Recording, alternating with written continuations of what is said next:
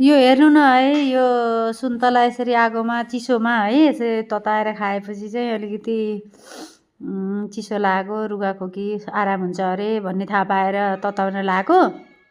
तर यस्तो फायर पो गरिरहेछ त सुन्तलाको यो बोक्रामा भएको यो जुन पानी जस्तो निस्कन्छ नि त, सायद त्यही केमिकल रहेछ कि के रहेछ है, त्यस्तो हुँदो रहेछ। मलाई चाहिँ थाहा थिएन, हजुरहरूलाई कतिको थाहा थियो है। हेर्नु न, यो जलाउँदाखेरि चाहिँ पुरा फायर गरिरहेछ कि जस्तो बारुदहरू जस्तो निस्के जस्तो है। यो एक्सपेरिमेन्ट जानेर गरिया त होइन, तर एक्सपेरिमेन्ट चाहिँ भयो। अब हजुरहरूले कति गर्नुभएको छैन, घरमा चाहिँ ट्राई गरेर हेर्नु त। यसरी मैले चाहिँ यस्तो गर्दा जलाउँदा यस्तो भयो, अचम्म लाग्यो है मलाई चाहिँ यो कुरा। मलाई चाहिँ थाहा थिएन है, अब प्रायःलाई थाहा पनि होला, मलाई चाहिँ थाहा थिएन, अचम्म लाग्यो। त्यही भएर सबैलाई सबैमाझ यो दृश्य देखाउन मन लाग्यो। हेर्नु न कस्तो फायर गरिरहेछ है, यो कस्तो बारुद राखे जस्तो गरेर।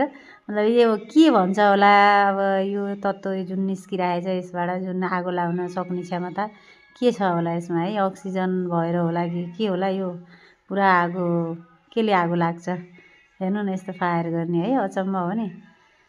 त्यही त अचम्म लाग्यो। दुई चावडै सुन्तला अझै मैले चाहिँ पोलेर हेरेँ होइन, एउटामा हो कि भनेर अरू पनि जलाएर हेरेँ। कसैले मलाई चाहिँ यो सुन्तला तताएर खानुभयो भनेदेखि हजुरलाई रुगाखोकी जाडोमा चाहिँ आराम हुन्छ भन्ने जानकारी पाएको थिएँ। हैछ पनि आराम हुँदो रहेछ, रुगाखोकीहरू लागेको चाहिँ मलाई चाहिँ अलिकति निको भयो है। सुन्तला तताएर तातो गराएर पकाएर खाँदाखेरि चाहिँ अलिकति मलाई चाहिँ निको लाग्यो। यो सत्य रहेछ। हेर्नु न कस्तो पुरा फायर गरिरहेछ कि, हेर्नु न अचम्म होइन त, अचम्म लाग्यो। हजुरहरू पनि घरमा चाहिँ ट्राई गरेर हेर्नु त कस्तो हुँदो रहेछ।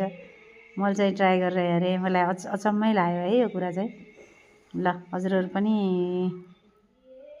हेर्न सक्नुहुन्छ। दुई चावडै पोल्यौँ हामीले पनि, के रहेछ त भनेर। बच्चाहरूले पनि हेरे है, बच्चाहरूलाई पनि देखाएँ मैले घरमा, सबैजनाले हेरियो बसेर।